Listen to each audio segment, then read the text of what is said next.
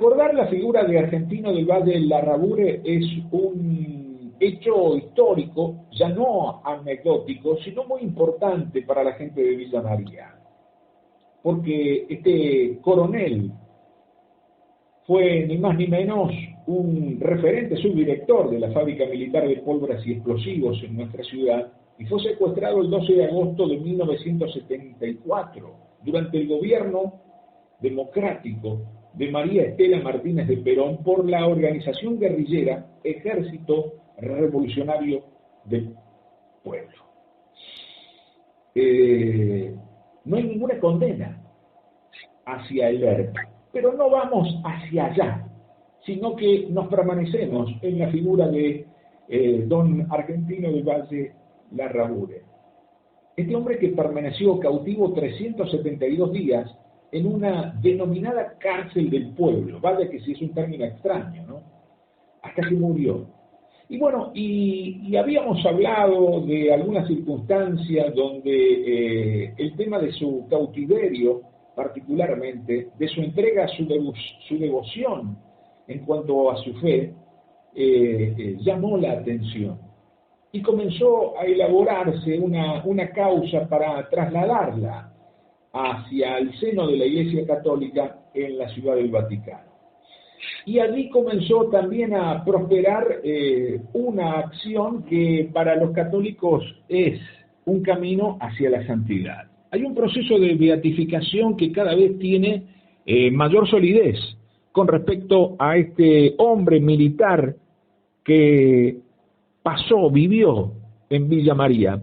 Y lo tengo en línea a Arturo Larrabure, quien es hijo de don Argentino del Valle, y que con él queríamos compartir esta información, porque no tan solo se transforma en un hecho religioso, que no es algo menor, sobre todo en estos tiempos de tanto oscurantismo real, en materia social, en esta divagación permanente que existe en el contexto político en la República Argentina, sino también de poder rescatar la figura de un hombre que ha tenido una dignidad intachable y que tiene mérito suficiente como para que acaso se lo considere un beato, un mérito que no es poca cosa. Arturo, ¿cómo le va? Bienvenido, el placer de recibirlo en la radio. Igualmente, Ariel, muchísimas gracias por llamar. Bueno, coménteme este paso que está dando sólidamente la causa hacia la beatificación, ¿no?, de su papá.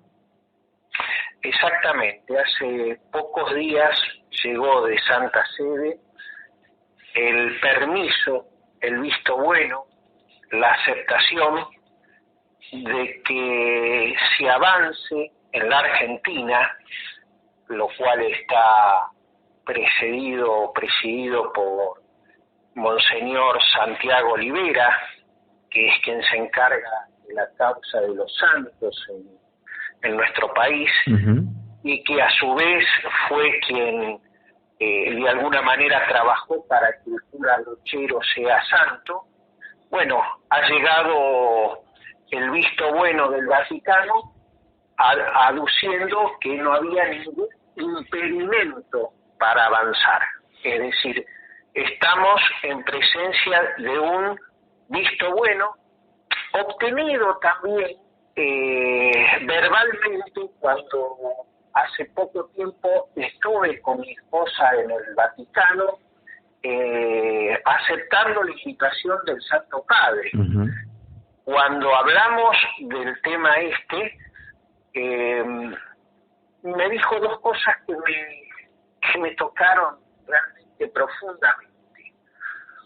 Una frase dijo así: parece mentira, repitió, que tengas que mendigar la historia.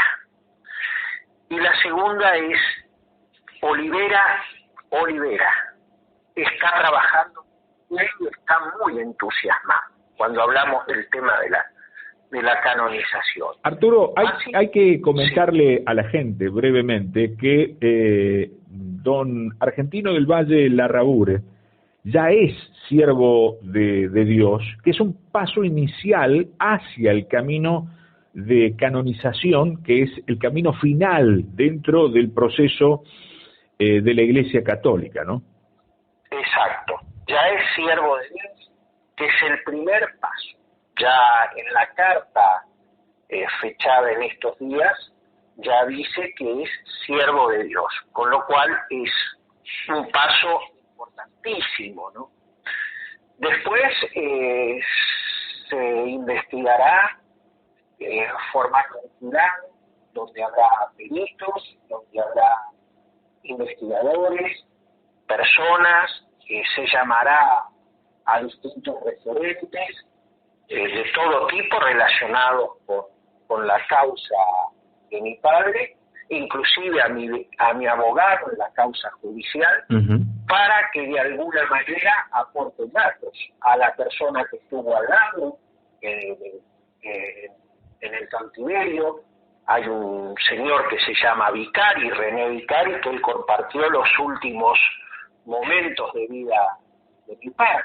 Sí. Así que inclusive hay una carcelera de él que vive, que estuvo presa y que de alguna manera podría también testimoniar lo que pasó en esos asiagos días. O sea, hay mucho camino aún por recorrer, pero están dadas todas las instancias para que de alguna manera se avance en esta causa, ya no judicial, sino eclesiástica. Sí. Hay que señalar simplemente un aspecto histórico.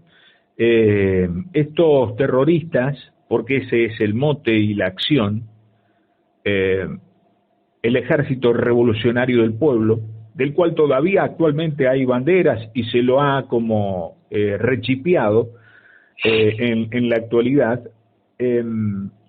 siempre habló de suicidio, pero a mí me gustaría hablar del martirio de don Argentino del Valle. ¿Qué han podido recopilar ustedes que tiene un peso basamental en la causa eclesiástica, en la causa religiosa, porque es un martirio vivido con fe, con devoción? Exactamente, Ariel. Mire, repasando, porque cada tanto las releo, aunque me produce aún mucho daño, las cartas recibidas, él en esas cartas nos quería llevar tranquilidad por sobre todas las cosas.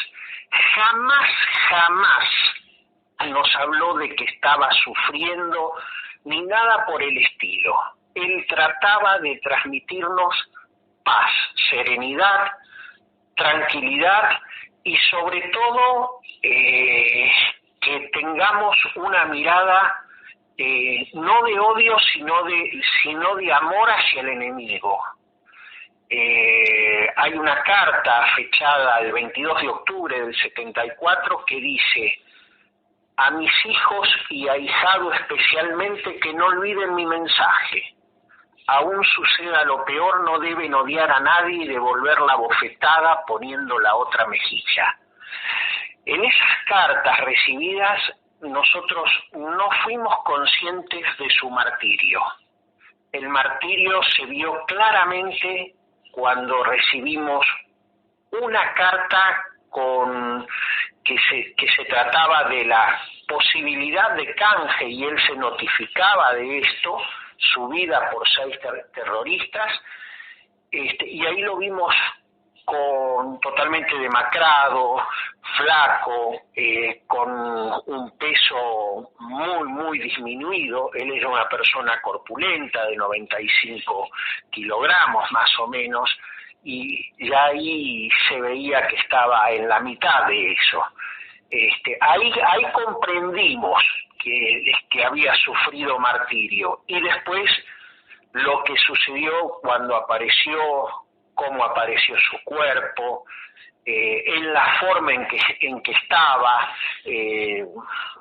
los distintos tormentos, pasajes de corriente eléctrica cuando se hizo la autopsia, y distintas características que se fueron dando, cuando también después apareció, 2 años después de su muerte, su diario de cautiverio en la revista Gente. Uh-huh. Ahí comprendimos toda la dimensión de su calvario y de su martirio, y de su camino hacia la eternidad deseada, como escribió en una poesía que le hizo a mi madre y a nosotros, sus hijos, ¿no?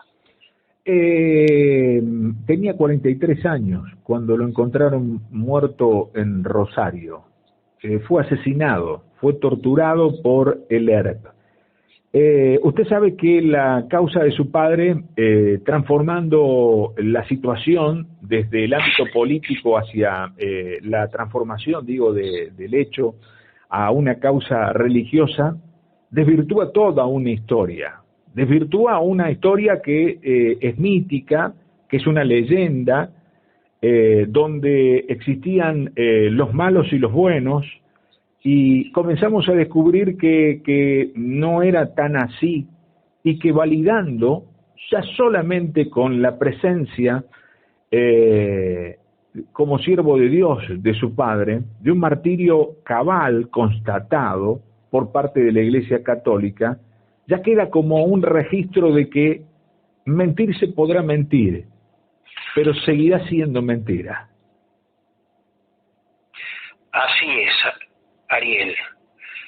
Un pasaje de su diario dice: calladamente rezo pidiendo a Dios que no me abandone en una locura humillante.